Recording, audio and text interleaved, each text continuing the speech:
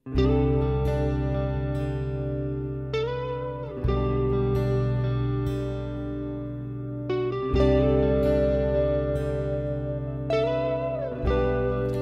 welkom hier by Oordenkings. Ek is Pierre, Plessis daar van Envia gemeente in die Kaap. En dit is vir my regtig baie lekker om so vroegoggend saam met julle te kuier en bietjie te oordink oor die woord en wat die Here vir ons hierdie week wil wys. Ek wil graag hierdie week met julle praat oor liefde. En meer spesifiek wat dit is om liefde te gee.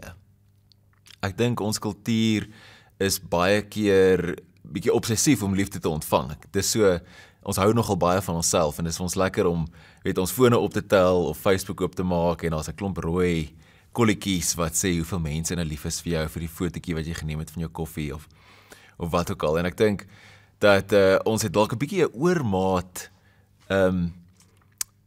beklemtoning op liefde om liefde te ontvang eerder as om dit te gee. En liefde is nogal 'n snaakse ding. Hy kan nie regtig gestoor word nie. Die oomblik as jy dit probeer stoor, dan word dit vrot na so rukkie en dit verander in ydelheid en selfsugtigheid en so. So hierdie week wil ek regtig met julle praat oor wat dit is om liefde te gee. Ons gaan lees uit Johannes 3 vers 16 daar in die Nuwe Testament. God het die wêreld so lief gehad dat hy sy enigste seun gegee het, sodat die wat in hom glo nie verlore sal gaan nie, maar die ewige lewe sal hê.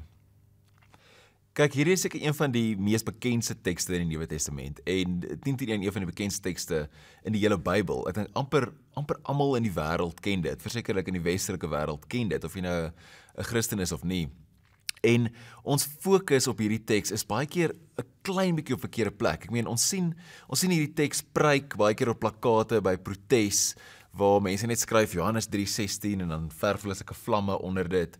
En ons gebruik hierdie teks om te oordeel en te verdoem. Ons plaas die fokus in hierdie teks op die woordjie die. Soos die wat in hom glo sal gered word. En met ons bedoeling dan om ander of in te boelie in spiritualiteit of in 'n geloof in, of te manipuleer, of te dreig en te oordeel en uit te sluit en sê, maar ons is die deel van die wat ingesluit is en julle of jy is nie deel daarvan nie. Maar die teks gaan glad nie eintlik daaroor nie. Ek dink as ons net 'n klein bietjie verder lees en daar in vers 17, dan sien ons dit sê, maar Jesus het nie gekom om te oordeel nie, sê dit duidelik, en hy het gekom om te red. Maar ons sit nie vers 17 ook op die plakate nie, want dit maak mense die mekaar en is bietjie die mekaar vir mense. So ons sit net die 3:16 met die vlamme onder. En ek wil regtig hierdie week fokus op 'n God wat gee. En die klem plaas in daai teks op God wat sy seun gegee het. En daai aksie, ek dink dis 'n verskriklike belangrike ding om te snap en te verstaan binne in Christelike spiritualiteit.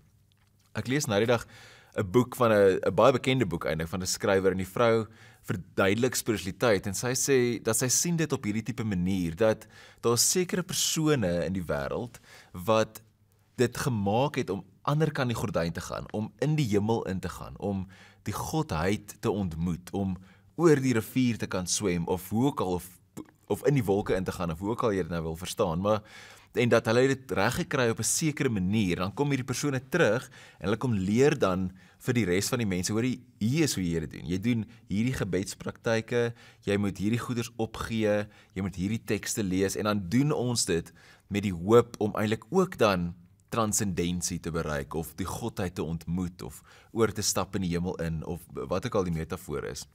En toe ek dit lees, dink ek, aan die ene kant klink dit so mooi, want ek meen, gebedspraktyke en om goeders af te lê en sekere tekste te lees is verskriklik belangrik in Christelike spiritualiteit ook. Maar daar was 'n klein en tog groot verskil, dat ons gaan nie na daai kant toe van die rivier nie, ons gaan nie deur die gordyn nie, dis God wat na ons toe kom. En dis Jesus wat na ons toe kom. Die beweging is anderster.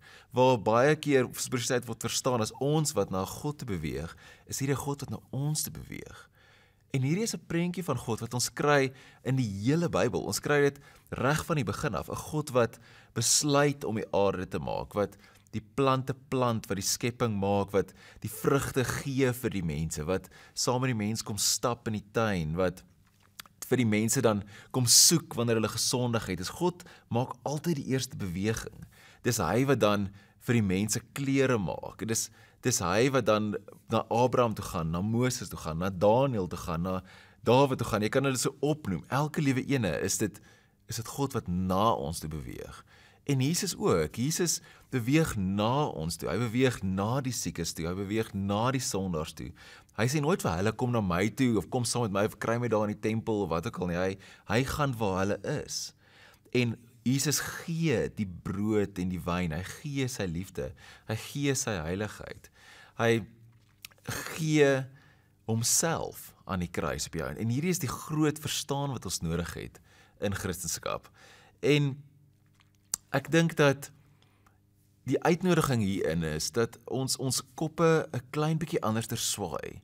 Dat ons nie 'n God sien wat daar ver is en ons moet na hom toe gaan nie. 'n God wat ons deur die gordyn moet stoei of al hierdie verskriklike goeders moet doen om net by hom uit te kom nie. Maar dat God by ons is en dat hy naby ons is. En dat hy sy liefde vir ons gee elke liewe dag. Dis net ons wat dalk die gordyn so klein bietjie wegtrek, maar die son skyn eintlik nog die hele tyd. Kom ons bid saam. Dankie Here Jesus, dat U die een is wat saam met ons kom loop het. Dat U die ene is wat na ons toe gekom het. Dankie Vader God, dat U ons so lief gehad het, dat U U seun vir ons gegee het. En dat U elke dag vir ons gee wat ons nodig het, dat U vir ons liefde gee. Help ons om in hierdie dag en in hierdie week ietsie meer te verstaan van 'n God wat gee. En help ons ook om daai liefde aan te gee en dit nie net vas te hou vir onsself nie. Amen.